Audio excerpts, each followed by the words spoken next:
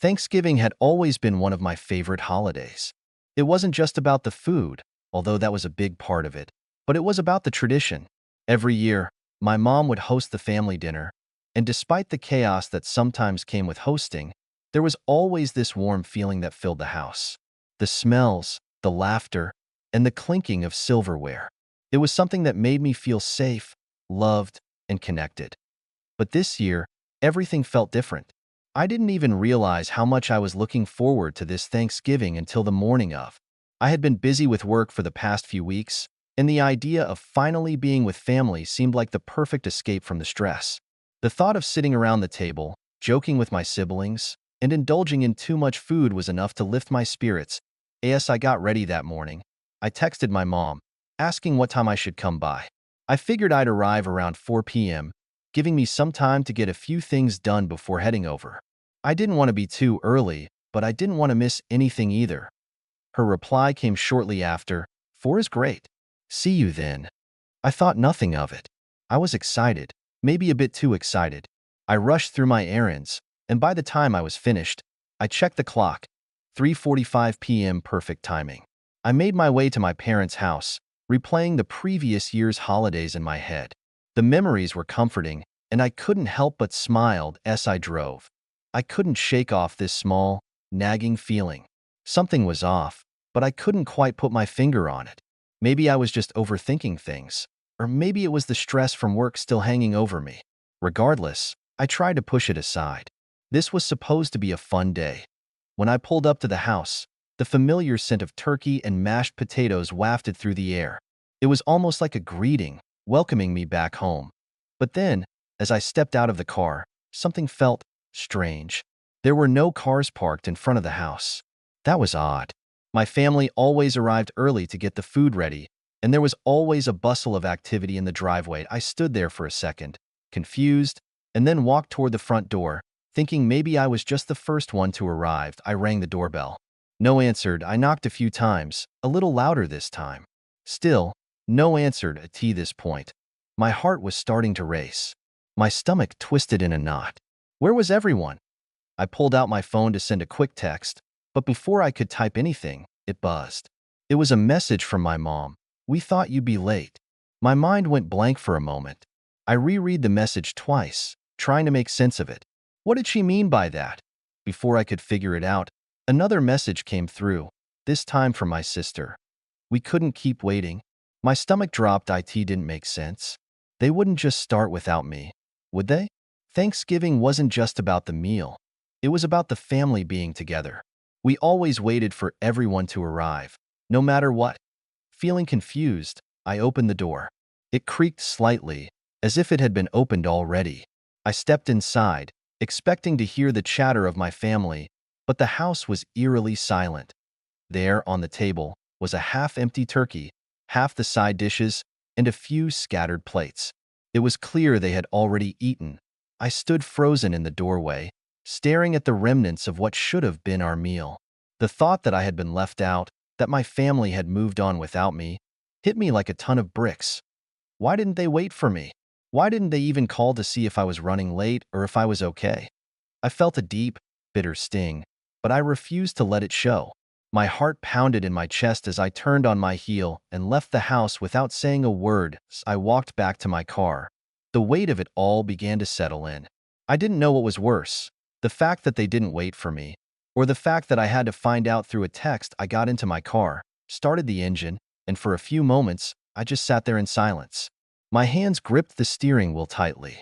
I wanted to cry, but the anger wouldn't let me. I sent one last message to my mom. "I guess I'll just find something else to do." I drove away, not knowing where I was going, just needing to get away from the house, from them, from everything. But as I left, I couldn't shake the question that lingered in my mind. Why didn't they wait? I didn't know what to do with myself after that. I just kept driving.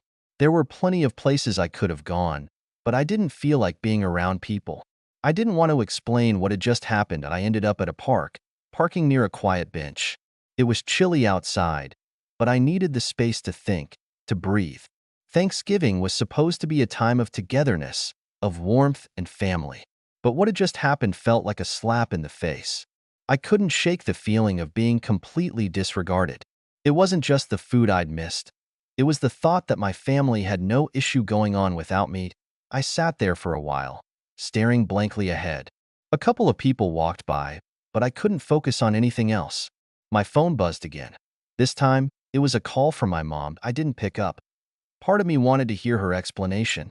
I wanted to know why they'd started without me, why they hadn't at least waited to check if I was on my way. But another part of me was too angry to listen.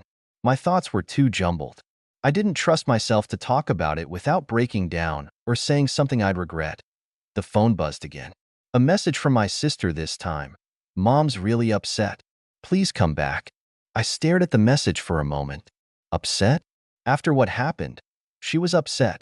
My hands gripped the phone so tightly I thought it might crack.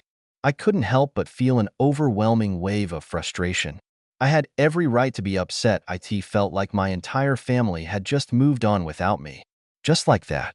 I thought about how many times we had sat together around that table, laughing and telling stories, making memories. And now, all of that felt emptied. I quickly typed out a reply, but before I hit send, I stopped. I didn't know if I was ready to talk to them, if I even wanted to. Instead, I just hit block on both their numbers. I didn't want to hear anything from them, not yet. It felt like the only way I could take back some control. I sat in that park for a while longer, watching as the sun dipped behind the horizon, the sky turning into hues of orange and purple. It was hard to shake the thoughts in my head.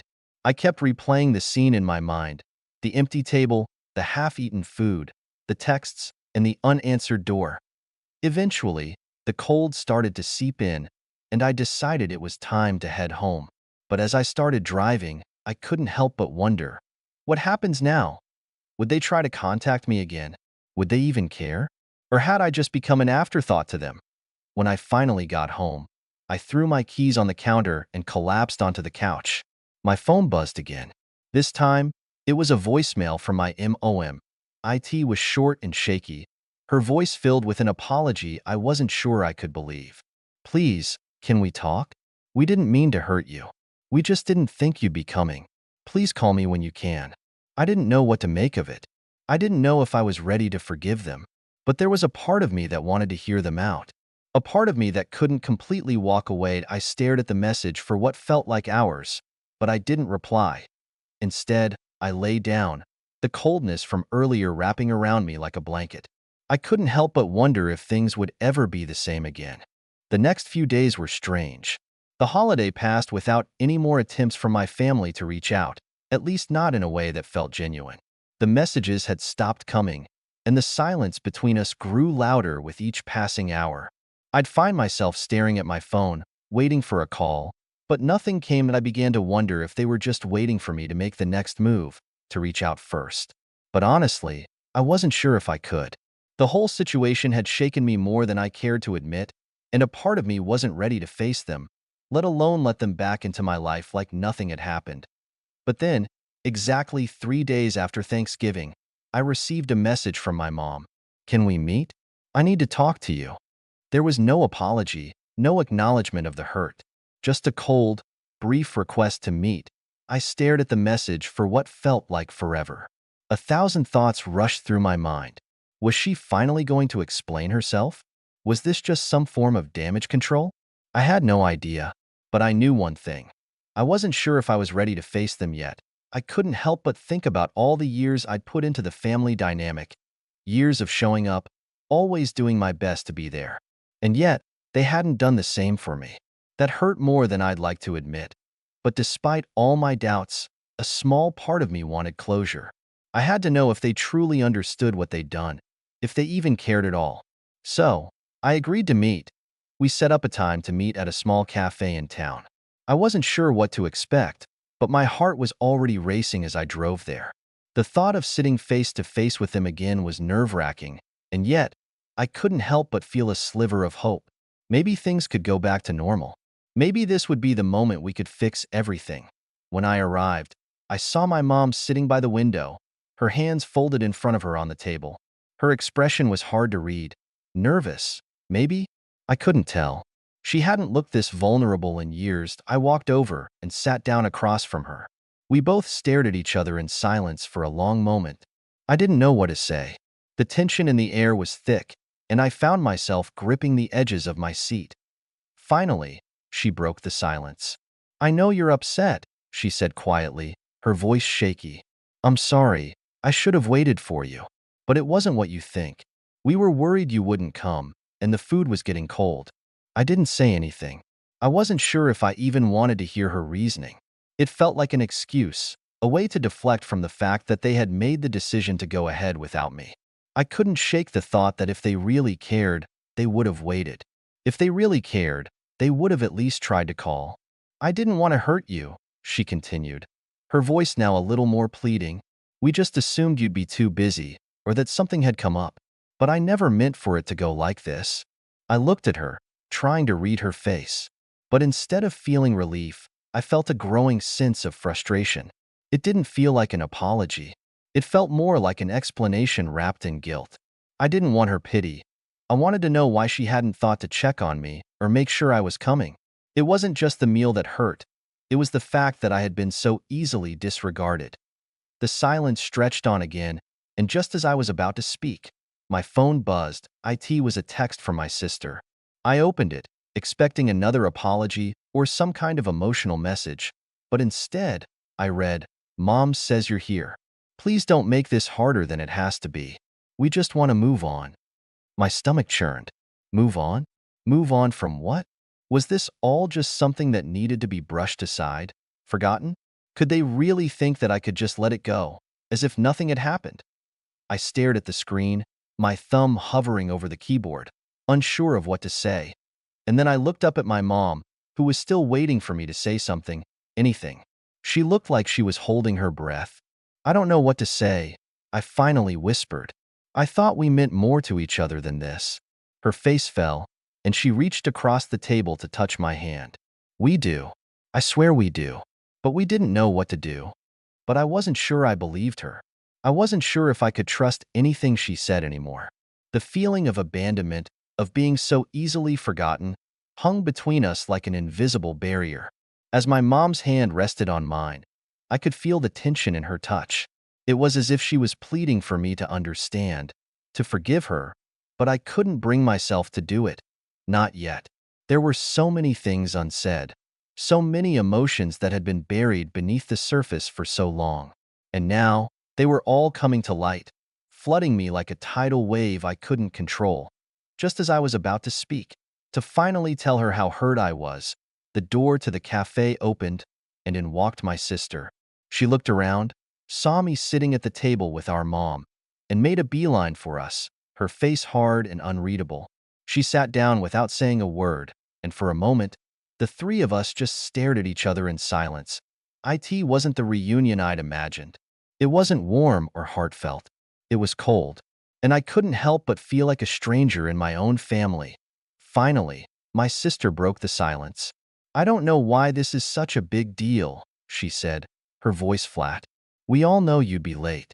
It wasn't anything personal." I blinked, taken aback. Was she really trying to downplay everything?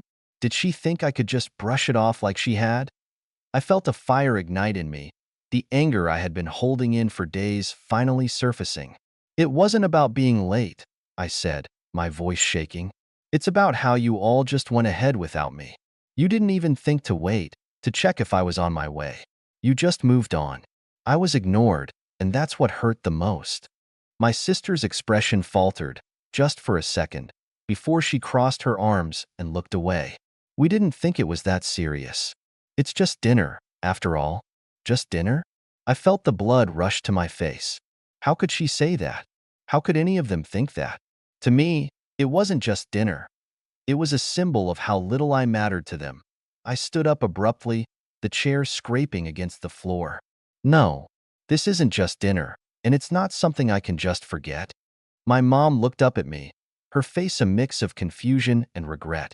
"Please, can we just—" But I cut her off. "No, Mom. You had the chance to make it right, and you didn't. I'm tired of being an afterthought in this family. You all think that because I'm the one who's always late or the one who's busy that I don't deserve to be treated like a priority, like I matter. But that's not true." I could feel the heat in my chest as the words tumbled out. I had never been this open, this raw, with them before. And honestly, it felt good to finally let it all out, to speak my truth, even if it wasn't easy. For a moment, everything was silent.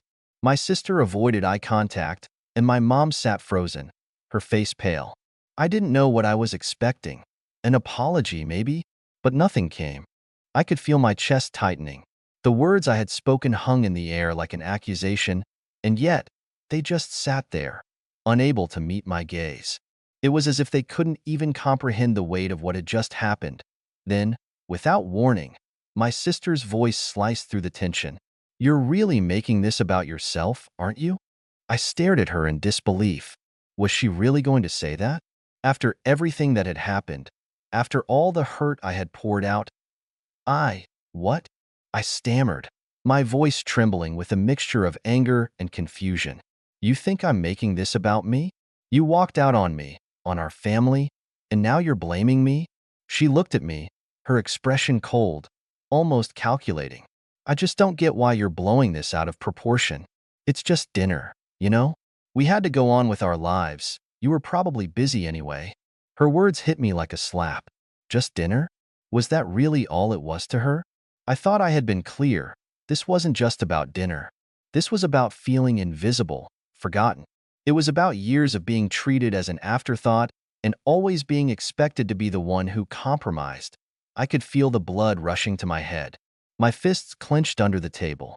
"Are you seriously saying that to me right now?" I hissed. "That I should just get over it because you couldn't be bothered to wait for your own family?" My mom shifted in her seat, looking like she was about to speak. But the words didn't come. The silence stretched on again, and it felt like the weight of the entire conversation had fallen on me alone. Just as I was about to say something else, something sharp, something that would finally make them understand, the door of the cafe opened again, and in walked my uncle. His presence was like an interruption, a disturbance in the already tense atmosphere. He walked over to our table, giving me a quick, awkward nod before turning to my mom and sister. "Everything okay here?" he asked, his tone casual but with a hint of concern. It wasn't just his question that struck me. It was the timing. How many times had my family relied on others to step in when things got uncomfortable, when the truth was hard to face? How many times had they avoided dealing with the real issues? "I'm fine," I said, my voice a little more bitter than I intended. "Everything's just perfect." I could see my mom's face falter at my words. She opened her mouth as if to say something, but then shut it again, seemingly unsure of how to respond. Instead of waiting for my family to fix this, I stood up, pushing my chair back with a sharp scrape. "I've had enough," I said. "I've been trying to make this work for years, and you keep brushing me aside like it's nothing. But I'm done." For a moment, it seemed like no one knew how to react. My uncle looked from me to my mom, clearly unsure what was going on, and my sister's eyes narrowed. She was about to say something, but I didn't give her the chance. "You don't get to decide what's important to me anymore," I continued, my voice steady but filled with emotion. "I'm not going to be the one who keeps trying when you all clearly don't care enough to meet me halfway. So I'm done. I'll let you figure this out without me." And with that, I turned and walked out. The cool air hit me as I stepped outside, but it was nothing compared to the chill that had settled deep inside me. I couldn't bring myself to look back. Part of me felt relieved, like I had finally freed myself from the emotional weight I'd been carrying for years. But another part of me felt empty, hollow. Was this really the end? Would my family just continue like nothing had happened? Or would they finally come to realize how much they had hurt me? The days that followed were excruciating. Every time I checked my phone, I hoped for something, a message, a call, anything. But nothing came. They had already moved on, just like they always did. I was the one left in the dust, wondering if this time it would finally be different. And then, after a week of nothing, I received a message from my sister. It was simple, short. "I don't think you understand what you've done." The words stung, but I didn't respond. I just stared at my phone, the anger bubbling up once again. How could she think I didn't understand? She was the one who didn't get it. She was the one who had chosen her convenience over family. But something inside me knew. The next message, The next conversation would be the breaking point. I stared at the screen, my finger hovering over the keyboard, debating whether or not I should reply. What was the point? What could I say that would make her understand? The more I thought about it, the more I realized something. I didn't owe them any more explanations. The silence between us had become unbearable, but I knew deep down that it wasn't just my family ignoring me. It was me ignoring the fact that I had been trying so hard to fit into a picture that was never meant for me. They had their own lives, their own way of doing things, and somewhere along the way, I had stopped being a part of it. I tossed my phone on the couch and paced around my apartment, trying to shake the feeling that had been haunting me since that Thanksgiving. But no matter how much I tried to move on, the emotional scars from that day wouldn't fade. I couldn't forget how my family had acted like I didn't matter, how they had so easily dismissed me and expected me to just accept it. The days stretched on in a painful silence. I kept my distance, focusing on my work, keeping to myself. I went to a few friends' gatherings, laughed, tried to enjoy myself, but nothing filled the emptiness. Every time I thought about my family, my heart ached in a way I didn't know how to describe. Then, one day, out of nowhere, I received a phone call from my mom. I almost didn't pick up, still holding on to the bitterness that had been festering. But I couldn't ignore the nagging feeling that maybe, just maybe, this time it would be different. "Hello?" I said, my voice cautious. "Hey." My mom's voice was soft, almost fragile. "Can we talk?" I didn't know what to expect. Part of me wanted to say no, to hang up and protect myself from more pain. But another part of me, the part that missed them, the part that still cared, wanted to hear her out. "Yeah, we can talk," I said, sitting down on the couch. My hands were trembling slightly, and I could hear her taking a deep breath on the other end. I, I don't know how to start," she said quietly, "but I've been thinking a lot about everything, about what happened on Thanksgiving. And I know I messed up. I know we messed up. We've been wrong about so many things. We pushed you away, and I'm so sorry." Her words hit me harder than I expected. I wasn't sure how to respond. After so much time, after everything I had gone through, I didn't know if I could just forgive her like that. "Mom," I struggled to find the words, but she cut me off, her voice full of emotion. "I'm not asking you to forgive us right now," she said.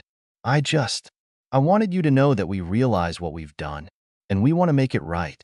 We're willing to do whatever it takes, but only if you want to." There it was. The apology I had been waiting for, the recognition of how badly they had hurt me. But it still felt like something was missing. It wasn't just about an apology, it was about showing me that they could change, that they could truly care. "I'm not sure if I can just forgive and forget," I replied, my voice steady. "But maybe we can figure it out. I don't want to be part of a family where I'm treated like an afterthought." "Of course," she said, and I could hear the sincerity in her voice. "We'll do whatever it takes to prove it to you. One step at a time." It wasn't the perfect ending. It wasn't some dramatic reunion with hugs and happy tears. But it was a start. It was a chance for all of us to heal, to rebuild what had been broken. And as I hung up the phone, I knew one thing for sure. This wasn't over. It wasn't the happily ever after moment I dreamed of, but it was real. It was the beginning of something new, something that had the potential to change everything. But deep down, a part of me still wasn't sure. Was this just another cycle of empty promises? Could they really change after all these years of letting me down? Or was I just setting myself up for more disappointment? I stood there in my living room, staring at the phone, wondering what my next step should be. Should I give them another chance? Open myself up to the possibility of forgiveness? Or was it time to walk away completely, to break free from the family that had hurt me so much? This wasn't an easy decision. My emotions were still raw, and I wasn't sure if I could trust them again so soon. But I also knew that I was the one who had to make this choice. So, I'm turning to you now. What would you do in my situation? Would you give them a second chance and try to rebuild what's been broken? Or would you walk away, put up those walls once and for all, and move on with your life without looking back? Drop your thoughts in the comments. I'd love to hear what you think. Should OP give them a chance to make it right or move on for good? The choice isn't easy, but maybe, just maybe, your advice will help. It was the holiday season again, and as always, My family had been gearing up for what was sure to be another chaotic but heartwarming Christmas gathering. Growing up, the holidays had always been about family, noise, and the messiness that comes with a house full of kids. For as long as I could remember, Christmas at my parents' house was the highlight of the year. Decorating the tree, the smells of my mom's famous Christmas dinner filling the house, and the laughter of my nieces and nephews running around. Full of excitement, I'd been looking forward to it all month. I already had the perfect gift for my parents, a nice, framed family portrait that would mean a lot to them, and I'd been planning the outfits for the kids for weeks. There was something about how my mom would always fuss over the little things, making sure everything looked perfect, that made it feel like the holidays had truly arrived. This year would be no different, or so I thought. But then, one evening, I received a text from my mom that threw everything off track. It wasn't the usual excitement-filled holiday message I was expecting. It was brief, direct, and, to be honest, a little bit shocking. "Hey, sweetie, just wanted to let you know that we're keeping it small this year. No grandkids for Christmas. Just the adults, please." At first, I thought it was a mistake, some typo or miscommunication. No grandkids? My mind couldn't wrap around it. My sister's kids, my own kids, all of them were part of the heart and soul of the family gathering. Christmas without them was unthinkable. The house would feel empty, quiet, almost cold. I sat there, staring at the text, my mind racing. I quickly shot a reply. "What do you mean? No grandkids? Is something wrong? Why?" The response was calm, almost too calm. "It's just too much this year. We've decided it's best to focus on adult time, without all the chaos. No grandkids this year. It's just what we've decided, hon." There it was. No grandkids. No exceptions. I stared at the screen, my heart sinking. I wanted to argue, but what could I say? It wasn't like I could fight against their decision. I was an adult. I didn't need to be part of every holiday, and maybe they just wanted some peace for once. But then, I couldn't help but wonder, was there more to this decision than they were letting on?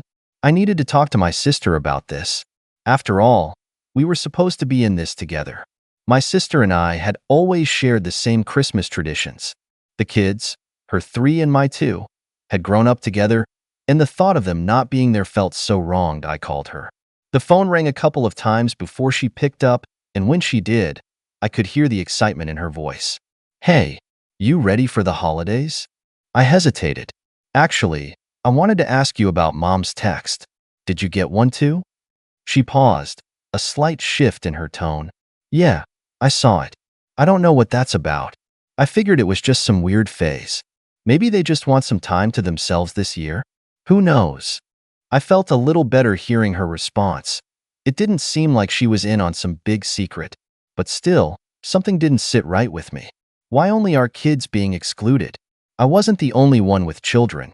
My sister had 3 kids, and they were just as much a part of the family as mine were. "So, are you still going?" I asked. She hesitated. "Of course. It's Mom and Dad. I'll go. Besides, it's been a while since we had a quiet Christmas. I'm sure it'll be fine." That sounded fair enough. But would it really be fine? Would it really feel like Christmas without the noise of the little ones, without the chaos and laughter that had been a part of the holiday for as long as I could remember? The days leading up to Christmas felt like they were dragging on. I couldn't shake the uneasy feeling I had about the whole situation. My mind kept racing. Why had my parents decided to make this change? What was the real reason behind it? Maybe they were just tired. After all, we'd all been through a lot that year. The pandemic had been rough on everyone, and I figured they might want to keep things simple, to enjoy a quieter holiday. But still, it didn't feel right. I couldn't ignore the nagging feeling in my gut. So, despite everything telling me to let it go and just enjoy the holiday, I decided to show up anyway. I'd go and see for myself. It wasn't going to hurt to drop by and see how it felt. Maybe my concerns were overblown. Maybe my parents were just testing the waters and would realize how important the kids were to the holiday spirit. When Christmas Eve finally arrived, I packed up my gifts for my parents and kids and headed over to their house. I kept telling myself it was going to be fine, that I'd walk in, drop off my gifts, say my hellos, and everything would be normal. As I turned down the street toward my parents' house, I noticed the lights twinkling through the windows, and I could already smell the delicious scent of my mom's cooking wafting out the door. My heart lifted just a little. It felt like the holidays were finally here. But when I stepped inside, something immediately caught my attention. There, running around like they owned the place, were my sister's 3 kids, laughing, playing, and causing the usual commotion that came with children. The little ones were zooming past me, almost knocking over a stack of Christmas cards my mom had set up on the counter. I froze, my hand still on the door. My mind couldn't process what I was seeing. And no grandkids. I had been told, flat out, no grandkids this year. But here they were, all 3 of my sister's children, tearing through the house with the same excitement they always had. I turned to my mom, who was in the kitchen stirring a pot of something that smelled like it would be delicious. "Mom," I asked, my voice shaking slightly, "what's going on? I thought you said no grandkids this year?" She smiled at me warmly, as if nothing was wrong. "Oh, it's okay, honey. They're the exception." The words hit me like a ton of bricks. "The exception?" I repeated, almost laughing in disbelief.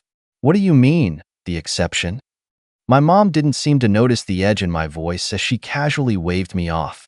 "Well, you know, they're family, and they've been so good this year. We thought they deserved to be here." I couldn't believe what I was hearing.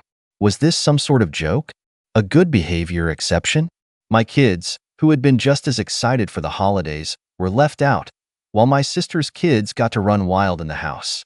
This wasn't just unfair. It felt like a slap in the face. Just then, my sister walked over, beaming as she grabbed a glass of wine from the counter.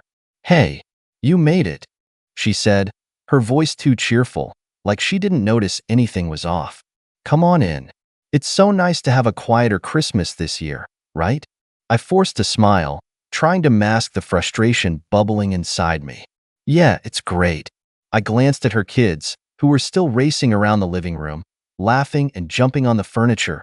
And then, my sister dropped the bombshell. "You know, they were the exception. Mom and Dad made an exception for us this year. We just thought it'd be nice to have a little extra cheer in the house. You know how they get with the grandkids." She shrugged as if it were nothing. As if her kids running amok, despite the rules, were perfectly fine and understandable. I felt the tension in my chest rise, but I didn't say anything. I didn't want to ruin the holiday for everyone else, but deep down, I felt betrayed. I had been excluded for no reason other than my own kids weren't the exception. It was hard to swallow, harder than I had expected. I stood there in the living room, surrounded by the chaos of my sister's kids, trying to wrap my mind around what was happening. The house felt like it was closing in on me. The sound of children's laughter suddenly too loud, too overwhelming. I looked over at my parents, who were happily chatting with my sister, completely oblivious to the storm brewing inside me. It was like I was invisible, standing on the outskirts of the family gathering, unable to fit in with the new reality they'd created. I took a deep breath, trying to keep my cool, but every second felt like a ticking time bomb. I walked over to the table and put down the gifts I had brought for everyone. My heart wasn't in it anymore, but I didn't want to look like the troublemaker. I wanted to scream, to demand answers, but I knew that would only make things worse. I wasn't about to let them ruin my entire holiday, even if they had already ruined it in my eyes. As I turned to leave the room, my sister's voice stopped me in my tracks. "Hey, why don't you sit down? It's been so long since we've had a chance to catch up." Her tone was too sweet, too forced. I could see the smug little smirk on her face, like she knew exactly how I felt, and it only made my blood boil. "I think I'll pass," I said quietly, my voice cold. "I'm just not in the mood." I turned to walk away, but my sister wasn't about to let it go. She followed me into the hallway, her voice sharp now.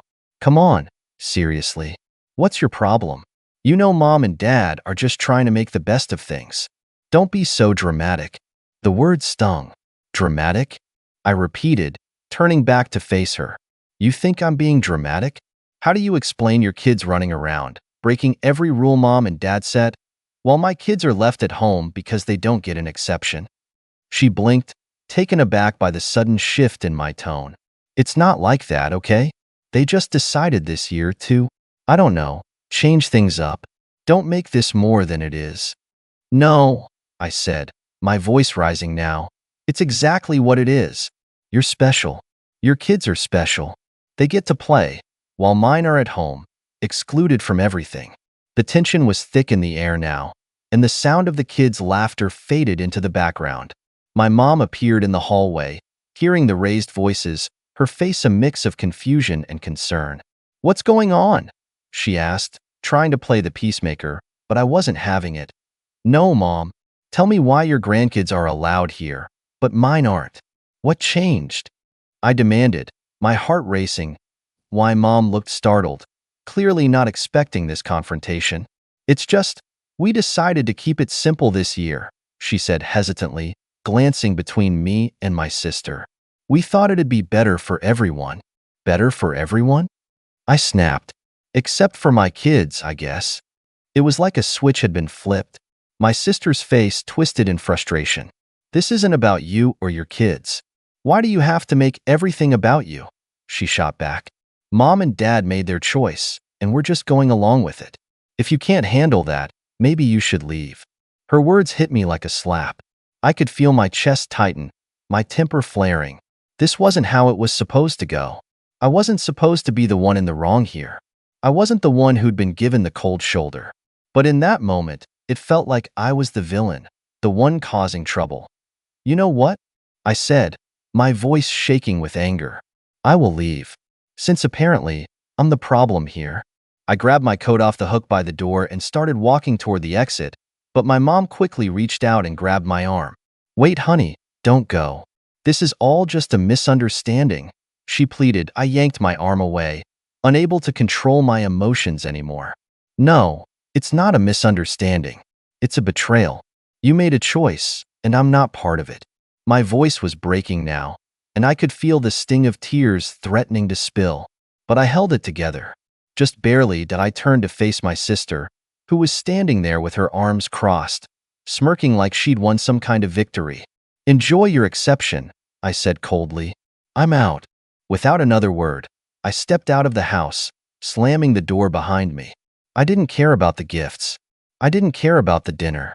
I didn't care about the holiday. All I could think about was the way my parents had treated me, how they had chosen her over me, over my kids.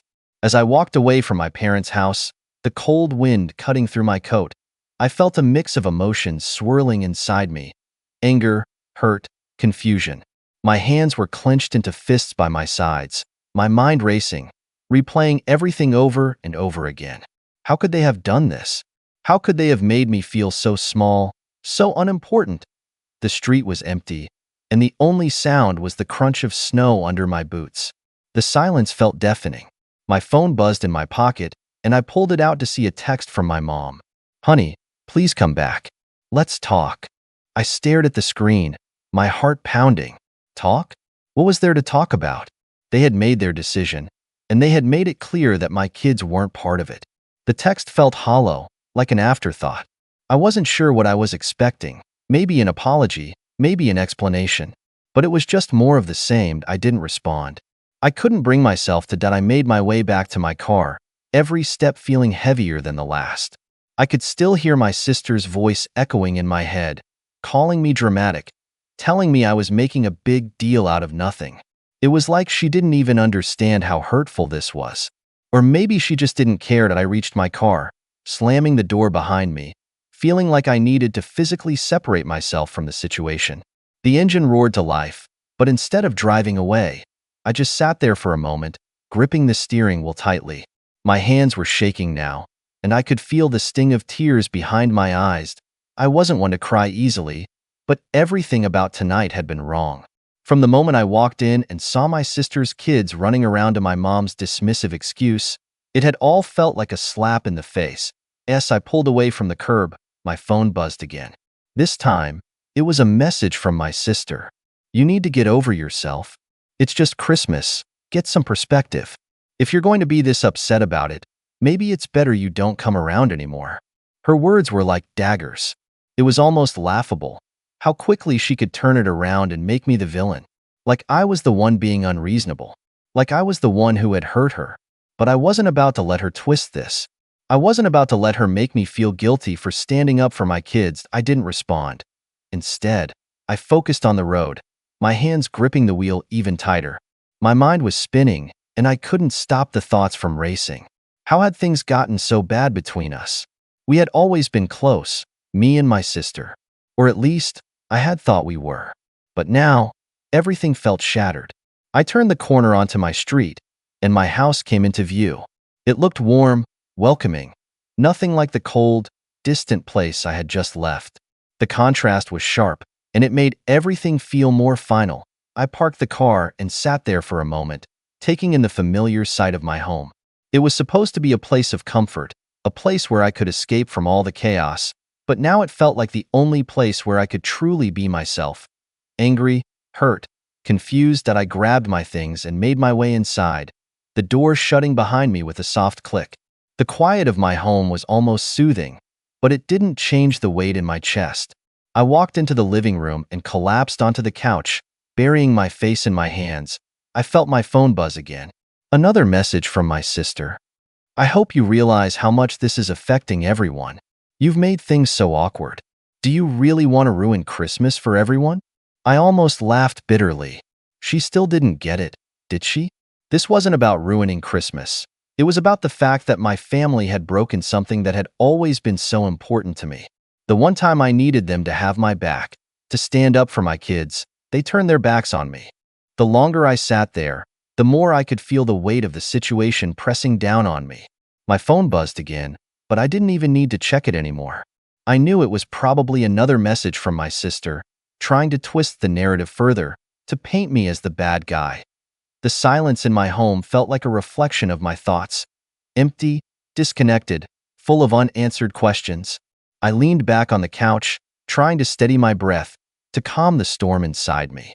But it wasn't working. No matter how hard I tried to push it down, the anger, the hurt, the feeling of betrayal kept bubbling to the surface. I knew I needed to talk to someone, to get this out of my system before it consumed me completely. I picked up my phone and scrolled through my contacts. My best friend, Jess, was the first person I thought of. She always knew what to say, always had a way of making everything seem less overwhelming. I dialed her number and waited, tapping my fingers impatiently on the armrest. When she answered, her voice was a lifeline in the midst of my chaos. "Hey, what's up? You sound off," she said, instantly picking up on my tone. I don't even know where to begin," I said, my voice thick with emotion.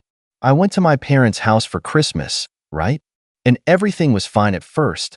But then I saw my sister's kids running around, playing like nothing was wrong. And my parents, they just let it happen. They made an exception for her kids, but not mine. My voice cracked, and I had to stop myself. The tears that I had been holding back all night finally spilled over, and I didn't try to stop them anymore. They didn't even care. They didn't even notice how hurt I was. It was like they had already made their choice, and I wasn't part of it. There was a pause on the other end of the line before Jess spoke, her voice soft but firm. "That's messed up. You know that, right?" "I know," I whispered, feeling the weight of her words. "But it doesn't make sense. Why would they do that? Why would they choose her kids over mine?" "I don't know," she said, her tone thoughtful. "But I think they might have forgotten what family is really about. It sounds like they've been giving your sister's kids special treatment for so long. They don't even see how wrong it is anymore. Maybe they don't even realize what they're doing to you." Her words hit me harder than I expected. Maybe it wasn't intentional. Maybe they hadn't meant to make me feel like this. But that didn't make it hurt any less. "But it's not just about the kids, is it?" Jess continued. "It's about how they treated you, how they made you feel like you didn't matter, like you didn't belong in your own family." I let out a shaky breath. "Exactly. I feel like I'm being pushed out, like I'm no longer included." Jess was quiet for a moment. "I get it. But listen, what are you going to do about it? Are you just going to let them get away with this? Or are you going to stand up for yourself and your kids?" The question hit me like a punch to the gut. What was I going to do about it? Could I just let it slide? Could I let this go and pretend everything was fine when I knew it wasn't? "I don't know," I said quietly. "I don't want to cause a scene, but I also don't want to let them think this is okay." "You don't have to let them walk all over you," Jess said, her voice steady and reassuring. You have every right to stand up for yourself. And your kids? They deserve better than to be treated like they're invisible. I nodded, even though she couldn't see me. I felt a surge of determination start to rise in my chest. Maybe it was time to stop pretending that everything was fine. Maybe it was time to demand the respect I deserved. But what if it makes everything worse? I asked, my doubt creeping back in. What if they turn on me? What if I lose them forever? You won't lose them, Jess said confidently. But if they're going to treat you like this, maybe it's better that you stand up now, before it gets any worse. You can't keep letting them get away with it. They need to understand that you're not going to take this lying down. Her words sank in deep, settling in my chest. I didn't want to lose my family, but I also didn't want to keep allowing myself to be treated like I didn't matter. I had to draw a line somewhere. Thanks, Jess, I said, my voice a little stronger now. I needed to hear that. I just don't know where to start. You'll figure it out, she said, her tone full of warmth. Just take it one step at a time. And if you need me, I'm here. I hung up the phone, feeling a little lighter. It wasn't going to be easy, but I knew I couldn't keep letting this slide. Something had to change. The days that followed Christmas were suffocating. Every text from my family felt like a reminder that they hadn't truly understood the gravity of what had happened. My mom sent me one, asking if I was okay, but it felt empty, like she was going through the motions, checking off the mom duties, without actually considering the mess she'd created. I couldn't shake the feeling that my sister had somehow won. Her kids were running around, enjoying the holiday, while my own were left out in the cold, metaphorically speaking. My parents had made it clear where their loyalty lay, and it wasn't with me or my kids. I spent the next few days in a haze of frustration. Every time I thought about confronting my parents, I found myself hesitating, wondering if it would even matter. Could I change anything? Could I ever make them truly see how much they hurt me? Or was this just the way things were going to be from now on? The tension between me and my sister grew. Her messages became more passive-aggressive, like she was trying to manipulate the situation to make me feel guilty for even questioning my parents' actions. She'd send little jabs about how family is supposed to come together, no matter what. But the underlying tone was always the same. I'm in the right, you're in the wrong, that I couldn't stomach it. I couldn't keep playing this game of pretending like everything was fine when I knew it wasn't. So, I called my mom. The conversation was short, tense, and incredibly awkward. Mom, I need to talk about what happened on Christmas, I said, trying to keep my voice steady. Oh, honey, please. I really think we should just forget about it, she replied quickly, almost too quickly. It wasn't a big deal. But it was a big deal. I tried to explain, tried to make her see how hurtful it was, but she kept deflecting, brushing it off like it was nothing more than a misunderstanding. At one point, I lost my patience. How can you not see this? How can you act like this doesn't matter? I nearly shouted. My kids deserve to be treated with the same love and respect as my sisters, but you've made it clear that they don't. She didn't respond immediately. I could hear her breathing on the other end of the line, and for a brief moment, I thought she might finally understand. But instead, she sighed deeply and said, I'm not going to argue with you about this. It's Christmas. Just let it go. Her words hit me like a slap in the face. Let it go. As if I could just erase what had happened. As if I could pretend everything was fine. I hung up the phone, feeling the finality of the conversation weigh heavily on me. This wasn't just a disagreement anymore.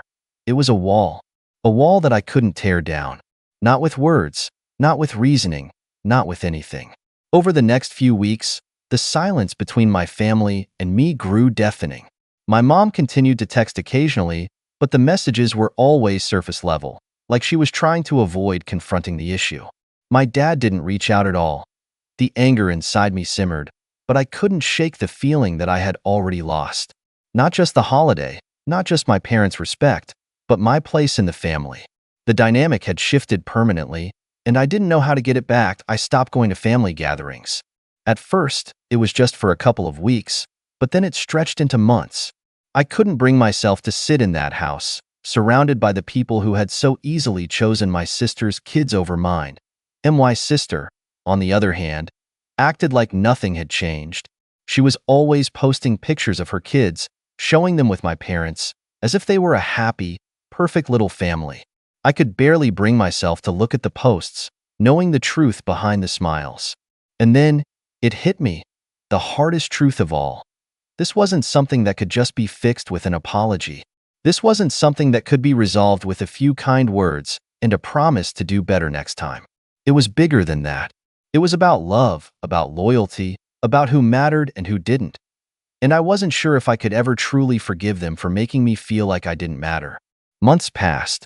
I watched from the sidelines as my family continued on without me, pretending everything was okay. But in my heart, I knew it wasn't. And maybe, just maybe, it never would be again. After everything that happened, it's hard to say who's truly at fault. The protagonist's feelings were valid. She was hurt and felt dismissed by her parents. But on the other hand, cutting ties completely might have been a step too far. Was it necessary to shut herself off entirely, or could she have handled it differently? It's easy to judge from the outside, but emotions can cloud our decisions. Was she justified, or did she overreact? What do you think? Would you have done the same, or handled it another way?